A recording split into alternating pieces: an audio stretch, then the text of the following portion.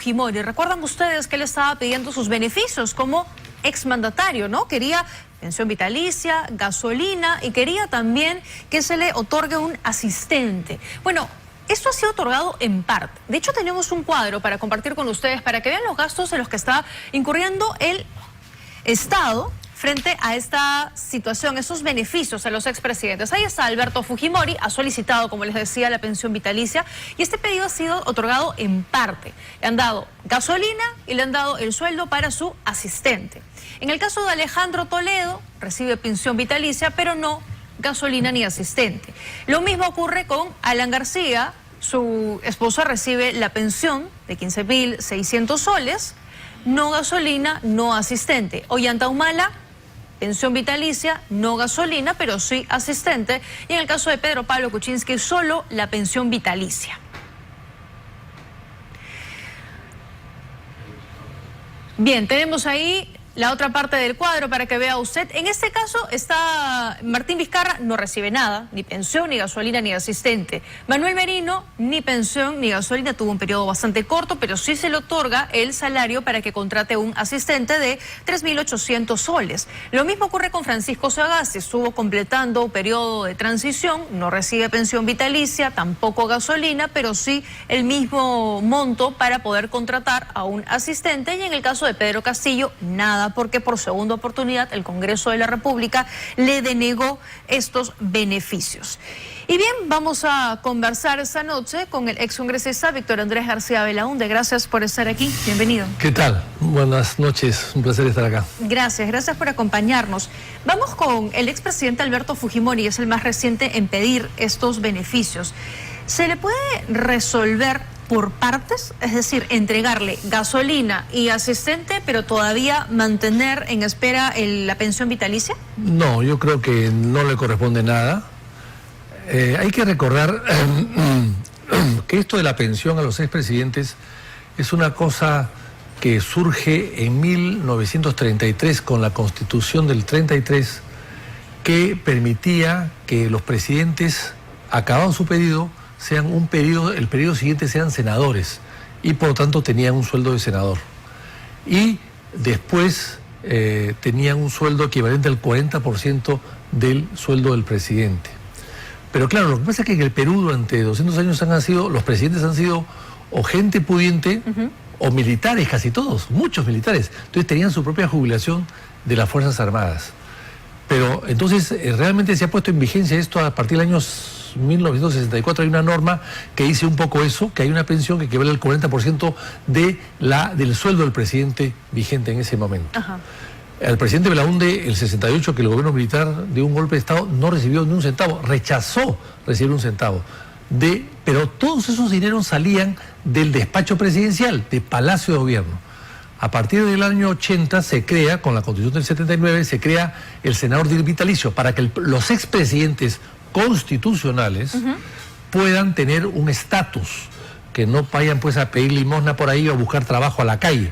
Si tengan un estatus, una oficina, un secretario, en fin, algunas facilidades logísticas, claro, como senadores vitalicios. Pero claro, con el golpe de Fujimori del 92, el senado vitalicio se eliminó. Y por lo tanto, en fin, los dos presidentes que estaban ahí, ya Bustamante y Rivero había fallecido, pero García y Belaúnde se quedaron sin ningún tipo de pensión.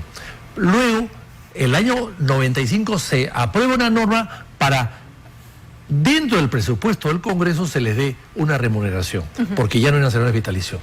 Pero se especifica allí perfectamente bien que es a los que no han tenido condena. Ajá. Es la que está vigente en esos momentos. Exactamente, no han tenido condena o no han tenido acusaciones constitucionales ni han tenido condena, salvo que hayan sido declarados inocentes. Exacto. El señor Fujimori ha tenido una condena y ha sido declarado culpable.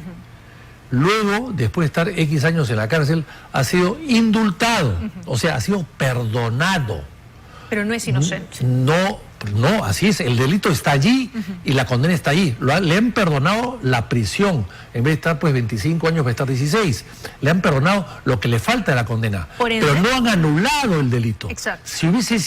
Si el Parlamento quiere ayudarlo, que entonces dé una amnistía que borra todo el proceso, que borra y que se olvida uno del delito y le da la pensión que quiera. Y ahí sí le corresponderían todos Ahí los sí, beneficios. pero de momento me parece que no le responde nada. Ni el sueldo, ni la gasolina, ni el chofer, ni la secretaria, nada. Ajá. Finalmente el señor Fujimori tiene un partido importante que tiene mayoría en el Parlamento, Eso. que haga una cuota, una alícuota a todos sus miembros del partido, un 5% de su sueldo, en un pozo común, en una bolsa común, para darle a Fujimori y que pueda vivir como ellos quieren que viva, pues con ciertas facilidades o comodidades. De acuerdo, porque además yo escuchaba los análisis de algunos abogados constitucionalistas y decían que es irregular que se le haya entregado una parte de los beneficios y la otra, que es el salario vitalicio, todavía no, porque todo es parte de una ley. Y es parte del mismo presupuesto. Exacto. Del Congreso de la República. ¿Qué está haciendo el Congreso ahí? Muy mal. Bueno, pues hay mayorías que se manejan muy mal. Es decir, insisto, el señor Fujimori no se le ha perdonado la condena, pero así siendo un condenado. Claro.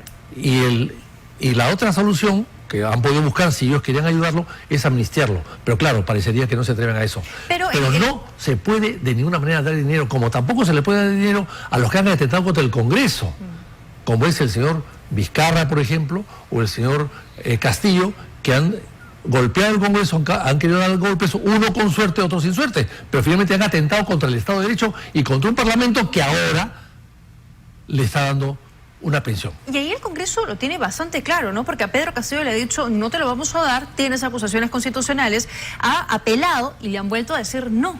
Bueno, y al señor Vizcarra le están dando, por lo que he visto. Al señor Vizcarra le están dando. Entonces, tampoco se le voy a dar, porque además, como él cobra 2% en todas las comisiones de obras que ha hecho durante su gestión, 2, pues entonces 3%, ¿no? 2-3% debe tener mucha plata, no necesita.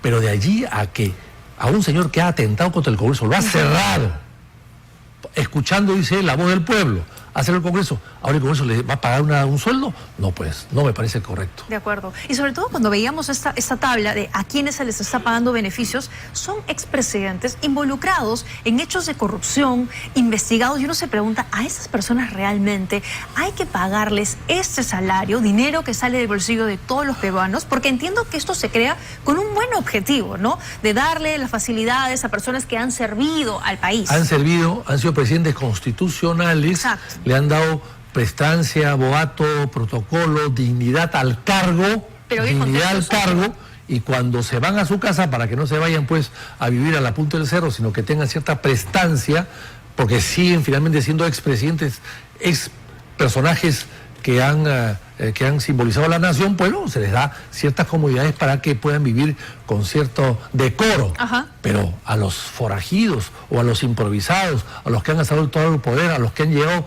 por la izquierda o por la derecha o como saltapericos y que han sido vicepresidentes y que han subido y que además han intentado salir del Parlamento, a esos no hay que darle absolutamente nada. Pero se tiene que cambiar la ley. Bueno, el reglamento. Yo creo que el reglamento del Congreso es más que suficiente.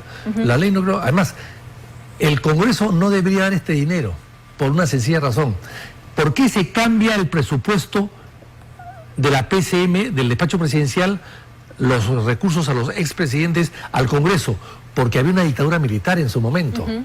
Pero ya no hay una dictadura militar. Entonces, estos fondos debían regresar al despacho presidencial y salir de allí, no del Congreso, que es una institución muy politizada y que por lo tanto benefician a unos y perjudican a otros, probablemente sin mayores excusas, ¿no? De acuerdo, muy bien. Gracias por habernos acompañado esta noche. Era importante tener este panorama bastante completo y sobre todo lo que hará el Congreso de la República. A eso vamos a estar muy atentos. Vamos ahora a cambiar de información.